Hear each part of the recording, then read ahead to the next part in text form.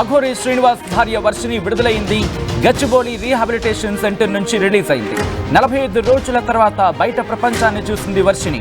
వర్షిని తలుచుకుంటూ జైల్లోని అఘోరి శ్రీనివాస్ ఒంటరి జీవితం గడిపాడు. మరి ముఖ్యంగా కొద్ది గంటల క్రితం వర్షిని జైలు నుంచి రిలీజ్ అయింది. అంశానికి సంబంధించిన బిగ్ బ్రేకింగ్ న్యూస్ చూస్తున్నారు. అయితే ఇక్కడ మాట్లాడుకున్న సందర్భంలో అఘోరి శ్రీనివాస్ను ఆర్టీవీ వెళ్ళి పరామర్శించింది. మరి ముఖ్యంగా పరామర్శించిన సెన్స్ అక్కడ పరిస్థితి ఎలా ఉంది తెలుసుకునే ప్రయత్నం చేస్తుంది.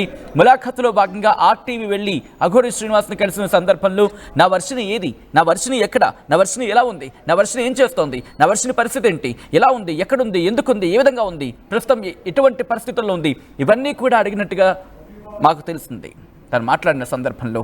సో ఇప్పుడు అఘోరి శ్రీనివాస్ భార్య వర్షిని, ఆఫ్ కోర్స్ భార్య అని చెప్పి అఫీషియల్గా చెప్పడానికి లేదు, అలా అని చెప్పి చెప్పకూడదని లేదు.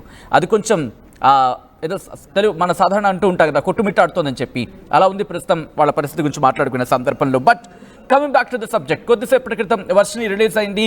వర్షిని రిలీజ్ అవ్వడం పట్ల ఆమె కుటుంబం కాస్త హర్షాన్ని వ్యక్తం చేస్తున్నట్టుగా తెలుస్తుంది.